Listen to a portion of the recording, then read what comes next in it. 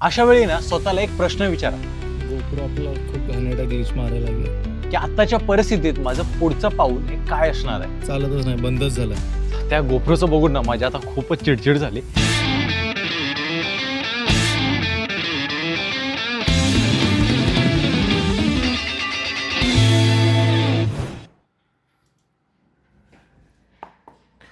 नमस्कार मित्रांनो, मी तुमचा श्री स्वागत करतो तुमचं पुन्हा एकदा आपल्या या श्री जंजल चॅनेलवरती. तर आज मी सुद्धा घरून काम करतोय, पाठी प्रतीक्षा सुद्धा आज घरून काम करते. दोघेही आज आम्ही वर्क फ्रॉम होम करतोय.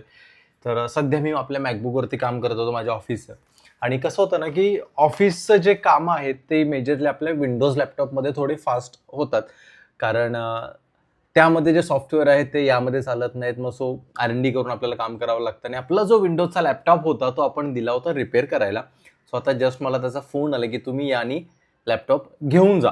सो आता जाऊया आपण आणि तो आपला विंडोजचा लॅपटॉप घेऊन येऊया, जेणेकरून आपलं जे काही काम आहे ते स्मूथ होईल आणि वेळेत होईल. नाहीतर मग जर ते काम झालं नाही तर उगाच आपल्याला एक्सटेंड करावं लागेल.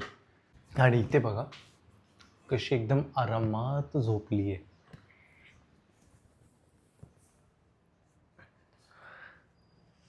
काल रात्री तिला बाहेर जायचं होतं. रात्री 1 पर्यंत तिने इतकं दमवलं ना आम्हाला की शेवटी मग तिला परमिशन दिली की बाई जातो. नाईट आऊटला तिला परमिशन दिली आपण.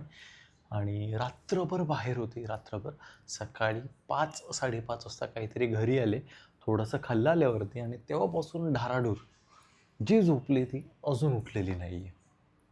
म्हणजे हट्ट कसे पुरून घ्यायचे तिला बरोबर माहीत आहे. इतकी काल लाडीगुडी लावत होती ना खाली जाण्यासाठी. मग शेवटी तिला परमिशन देण्यापासून काहीच पर्याय उरला नव्हता, इतकी लाडीगुडी लावत होती. तर आता आपल्याला जिथे जायचं आहे ते काही जास्त लांब नाही, 10-15 मिनटावरतीच त्याचं घर आहे. आणि त्याचा फोन आला की तुमचा लॅपटॉप रेडी झालेला आहे, येऊन घेऊन जा. सो लंच ब्रेक घेतलेला आहे आत्ता आम्ही, आणि आता लंच ब्रेकमध्ये जाऊन मी तो लॅपटॉप घेऊन येतो, म्हणजे की आपलं काम इथून पुढे तसंच कंटिन्यू चालू राहील. चला, झोपले बघा कशी अजून.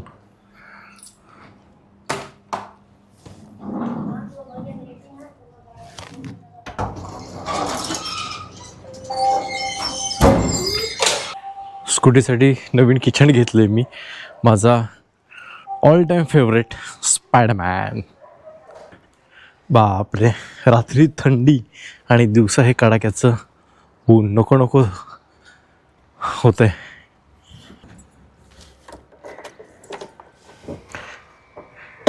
आपण आता ओल्ड पनवेलला आणि आपल्याला जायचं लॅपटॉप म्हणायला न्यू पनवेलला. पण जो ओल्ड पनवेल आणि न्यू पनवेलला जोडणारा एक ब्रिज आहे तो आपल्या घरापासून खूप लांब आहे. बाय वॉकिंग जर स्टेशनने जायचं म्हटलं ना तर 5 मिनटामध्ये आपण स्टेशन क्रॉस करून पुढे जाऊ. जिथे आपण आपलं लॅपटॉप रिपेअर करायला दिलेलं आहे त्यांचं घर थोडंसं लांब आहे, त्यामुळे आपल्याला आता तो एक मोठा राऊंड मारून जावा लागणार आहे. सध्याचं जर आपण क्लायमेट बघताना रात्री इतकी थंडी वाजते आणि दिवसा इतकं गरम होतंय ना की तो बॅलन्सच मेंटेन नाही होत आहे.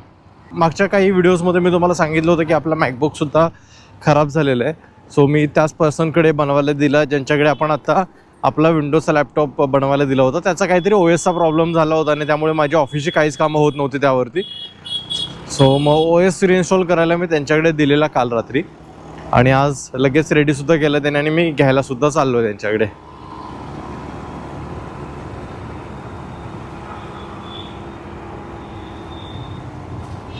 हे बघा, रॉंग वे, विदाउट हेल्मेट. थांबा थांबा थांबा, जाऊ द्या आम्हाला. मला असं वाटतं की जी लेफ्ट साईड आहेत ना ती बाईकवाल्यांसाठी त्याने राखीव ठेवली पाहिजे यार.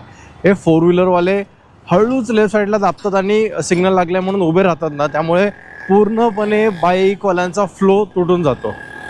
मी मागच्या 2 मोठं व्लॉगमध्ये बोललो होतो की मला हेल्मेट अपग्रेड करायचं आहे, कारण याचं जे वेट आहे ना ते सध्या सहनच होत नाही मला. लगेच नेक पेन स्टार्ट होतो आहे.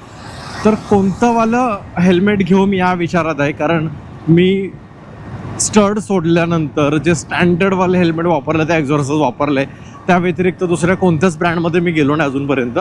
सो मी असा एखादा ब्रँड शोधतोय जो पूर्णपणे सर्टिफाईड असेल आणि त्याचसोबत तो लाईट वेटसुद्धा असेल. म्हणजे ऑलरेडी हेल्मेट हेवी आहे, त्यात मी गोप्रोचा सेटअप लावला आहे, त्याने तो आणखीन हेवी झाला.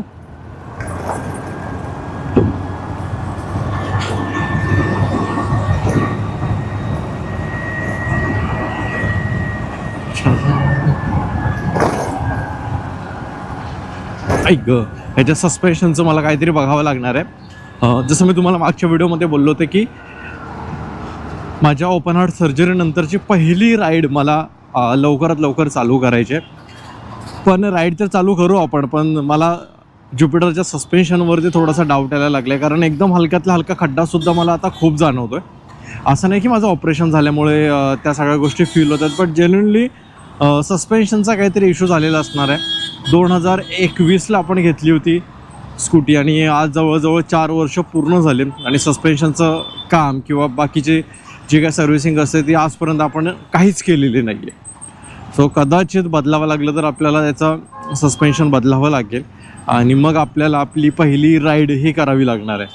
कारण कसं होतं की लोकलला आपण सहन करू शकतो त्या सगळ्या गोष्टी, पण जेव्हा आपण बाईक राईड करत असतो तेव्हा आपण आपला मोस्ट ऑफ द टाईम हा बाईकवरती स्पेंड करतो आणि त्यातून तुम्हाला आपल्या इंडियन रोडची कंडिशन तर माहीतच आहेत. रोड कमी, खड्डे जास्त, त्यामुळे ते सतत जाणवून मला माझी राईड खराब नाही करायची. त्यासाठी राईडला निघायच्या आधी आपण नक्की सस्पेन्शनचं काम करून घेऊ. मी रिसेंटली सर्व्हिस तर केली यायची, फक्त आपल्याला थोडंसं सस्पेन्शनचं काम करून घ्यावं लागणार आहे जेणेकरून आपली राईड ही एकदम स्मूथ होईल.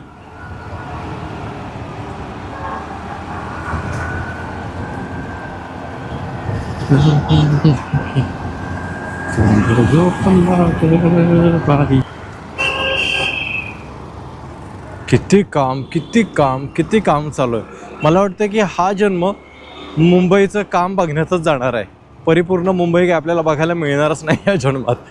इतकं काम चालू आहे. तरी नवी मुंबई साईडला कमी चालू आहे म्हणा. जे मुंबई साईडला जी लोकं राहतात यार ते कशी सहन करत असतील एवढं कन्स्ट्रक्शनचं काम.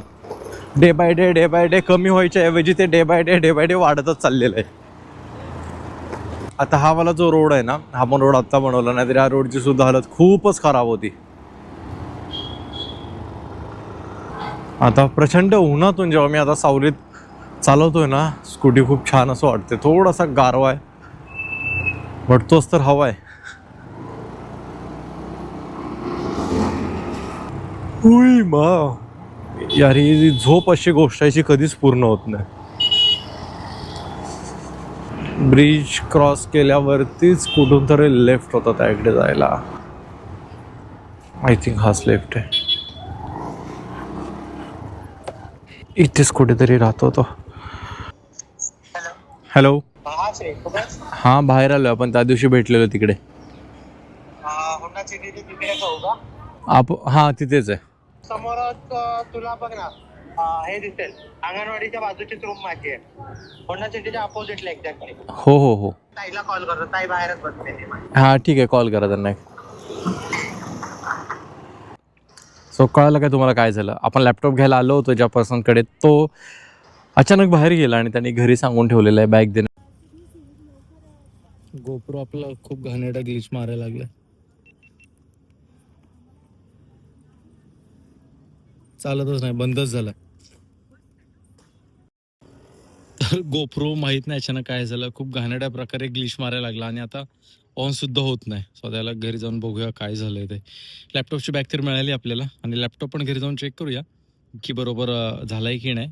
आणि हा गोप्रो सुद्धा बघूया की नक्की याला झालंय काय. यार, दुष्काळात 13वा महिना कशाला म्हणतात, तर यालाच म्हणतात. तिला आंटींच्या घरी जायचं. आंटी, मनु को आना है उधर. हाँ, देखो आपकी मनु इधर बाहर खड़ी देख रही है कब से. बाळा, गोप्रो गेला. काय झालं यार आपल्या गोप्रोला? हाँ, खाना तो क्या उसका? अच्छा, दे. Manu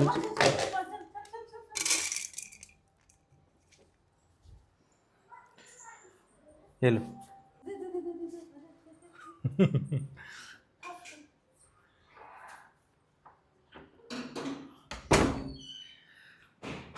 back to GoPro. आता काय झालं गोप्रोला माहीत नाही यार, अचानकच डेड झाला आहे. त्यासोबत त्यांनी आपला लॅपटॉपसुद्धा बनवला आहे. तो व्यवस्थित चालतो आहे की नाही आपल्याला बघायचं आहे. ते चालूच आहे. अपडेट पण आले. मला आता सगळे सॉफ्टवेअर्स मला पुन्हा रिइन्स्टॉल करावे लागणार आहे जे माझ्या कामाचे होते ते.